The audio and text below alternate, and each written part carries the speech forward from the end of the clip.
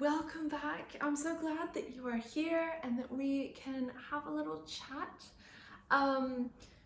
This week we're talking about something that happened about 2 years ago, on the 20th of February. So I think the time that this comes out, it's the 18th, maybe somewhere around there. I don't know. And we're talking about my Peabody Institute of Music audition, because that was an audition that I think I'll always remember. It went from good to a disaster to better than ever in about 5 minutes. So that is what we're going to be talking about today. I talk about this audition on the second episode of the Confident Musicianing podcast, but I felt like it was in need of a redo because that came out a while ago. And I feel like, now that I have some more hindsight, some more thoughts from reflection and all of these things, I think that I should chat about it again. I think we should talk about it again because it is something that we can all learn from, even me when I did it and even now when thinking about it. So let's talk about this audition. The night before, I had gotten to the city that I was doing the audition in, and I was feeling really good. I remember having dinner that night and going to bed and waking up and really just feeling very confident, very good about the audition. I really hadn't stressed that night before or the morning of, and I remember getting to my room and getting my oboe out and warming up and just feeling this sense of confidence, like I am going to crush this. I felt so good in me, and I was like, this is gonna be great. So I got my oboe out, I warmed up. I think I also posted on my Instagram stories that I was doing the audition because, and when it was time, I remember I stood outside the audition room, and that's when everything changed because I heard the girl before me. I was stood outside the audition room and I just heard her, and she sounded so much better than I was. Like her articulation, her intonation, her everything, her tone, her just everything. I remember specifically thinking her articulation is so clean. I was like, how in the world am I gonna go after that? I was so nervous, and all of a sudden my confidence left. It left the room, it left the chat, it was gone. And I remember feeling so empty. Where did all that confidence go? And I started to panic. I started to panic a bit. I started to be like, what do I do? I need this confidence to do well in this session or in this audition, and I don't know what to do because it's all gone, and this girl sounds so much better than I am, and it's just, obviously in the audition she's playing and playing and playing. So as I'm panicking, I'm still listening to her play, and I remember I could also hear the judges, not very well, but I could hear that they were very happy with her playing, and I was like, oh my gosh, it's gonna be how am I gonna follow this amazing person in this audition? I was so nervous. And then I decided to do two things that just popped into my mind. I don't know what happened, but they just popped into my mind. And I decided, you know what, I'm kind of desperate. I'm gonna do these two things. And these two things completely changed the trajectory of this audition. So we're gonna talk about them. The first thing was how I listened to her playing. I had to listen to her playing. My ears work. She was making sound. I couldn't not listen to it. And it was funny because the first thing I tried was to pretend, not listen to her playing. And I don't remember what I did, but I think I tried to busy my mind and block her playing out, but that didn't work. Physically, scientifically, the science of sound, that didn't work. And so I decided to change my perspective of listening to her. I changed it from comparison to inspiration. So instead of thinking, listening to her and thinking, oh my gosh, her intonation is like really good, or her articulation's so good, I can't even do this. I started thinking, oh my gosh, her articulation's so good, and her intonation's so good. And she's actually really killing it at this audition, and she's probably feeling really good about it. And I am currently being, I have the honor of listening to this oboist who sounds so good. And I started to really enjoy her music. And that helped in so many different ways. I started to feel good again. I started to feel like, oh my gosh, her playing so good. Like, I kind of took myself out of the context. I was like, her playing so good. And then when it was my turn to play, I had just finished listening to absolutely amazing playing, and I think it actually kind of brought my standard of playing up a bit, because my brain had just heard that and was like, okay, let's do that. And I feel like I played really well in my audition because I listened to her with inspiration. Looking back now after doing that and, reflecting on it for about 2 years, I mean, it's been about 2 years, I've made it a practice to listen to others with inspiration rather than comparison. So I have done many an audition after this audition. I've auditioned for so many things, and I've also done performance classes and other things, just a bunch of stuff.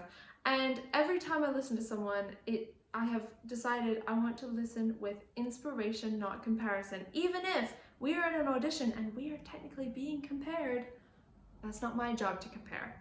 So that's what I do now, and it's hard. It's very difficult. A lot of the times I struggle with it, and I find myself comparing myself to other people, but it's something that we always want to work on, and that's something that I've been working on. So for instance, what does that look like? If you're like, Eleanor, what do you mean? What does that look like? It looks like the difference between thinking their tone is so much better than mine, I can never get mine to be that good, oh my gosh, and have all these bad feelings, versus their tone is so rich and full, I'm so inspired to practice more on mine because of listening to their tone. Maybe I'll ask them for some advice. Ooh, that's an interesting one. Maybe I'll ask them for some advice. Now, obviously, the situation is dependent on that. When I was auditioning, maybe it wasn't the best time to ask advice right after her audition before mine.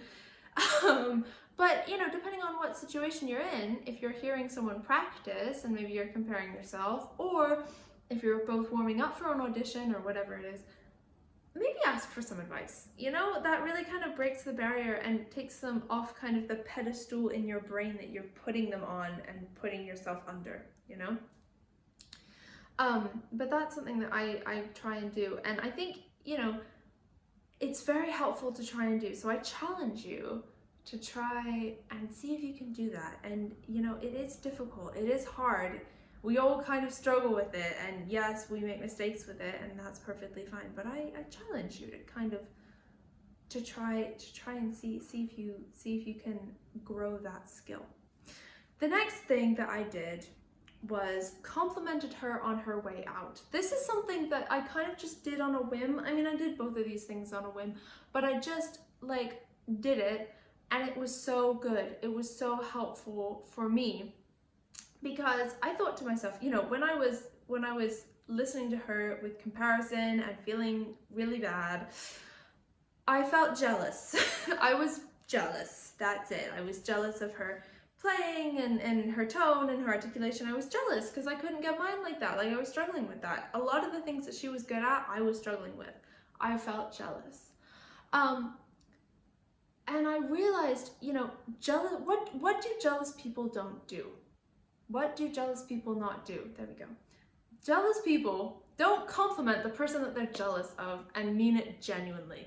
You know what I mean? They don't. People don't tend to do that when they feel jealous towards someone else. And so I thought that is exactly what I'm going to do, because I want to not be jealous of this person. I want to be excited for them genuinely. So that's what I'm going to do. And it worked. It worked.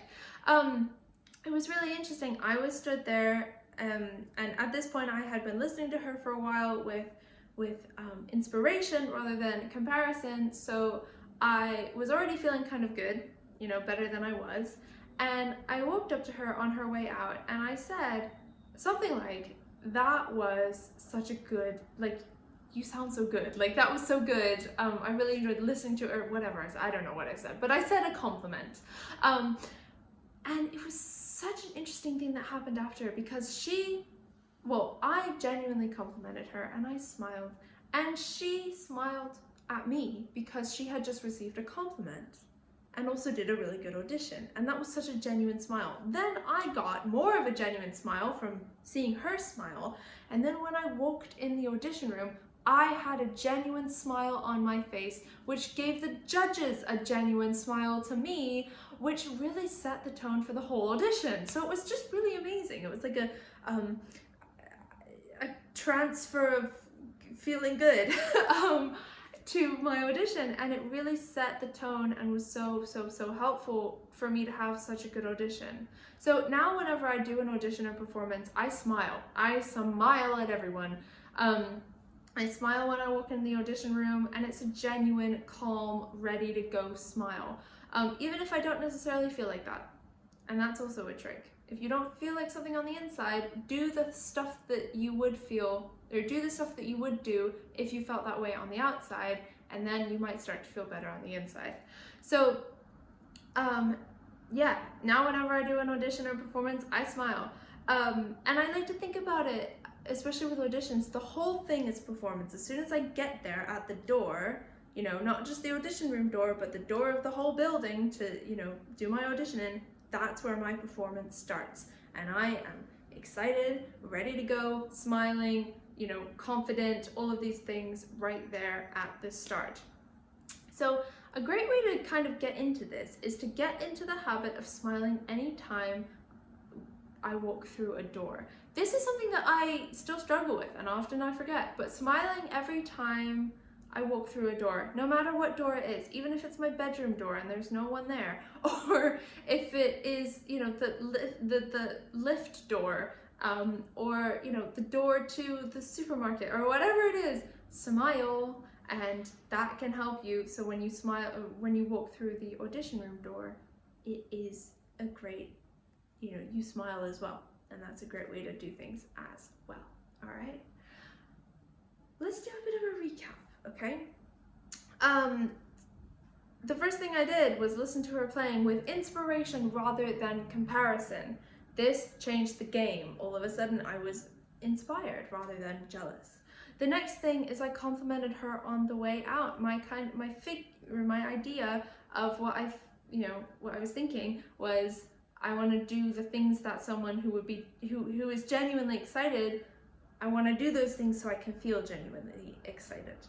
And those two things really helped this audition, and I ended up getting in to the Peabody Institute of Music. So those things were so helpful, and they really changed the game for my audition.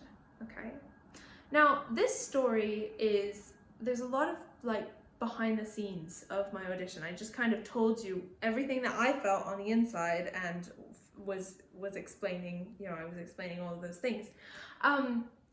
And now I am at the Royal Conservatoire of Scotland, and I play oboe there, and I study there, and I'm a music student there, and there's a lot of stuff that I experience and I'm learning, and that I just want to share with you behind the scenes of like my life as a music student. And I was thinking a way to do that, and from that we now have the Confident Musicianing membership community. This is a community that is like, we're just all like-minded musicians who want to encourage each other. In the community, you get access to behind-the-scenes videos, behind the scenes videos of my life as a music student and things that I just genuinely want to share with you from my perspective as a music student studying oboe at a conservatoire. There are how-to videos for oboe playing and music making, practice with me videos so you can practice with me in real time and also see how I practice and prepare for things. There are live streams, Q&As, just all sorts of fun. Just a lot of fun. So if that sounds like something that sounds like something you want to do or want to be a part of, or just even check out, please do check out the link in the show notes, in the description, and yeah, take a look at the Confident Musicianing membership community. It is a load of fun. All right, that is about it for this episode. Thank you so much for hanging out with me. As always, all the links to do with this will be in the show notes, in the description, from the blog post that goes with this, to the link for the Confident Musicianing membership community. All right, I hope you have a lovely rest of your week, and I will see you next time. Bye-bye!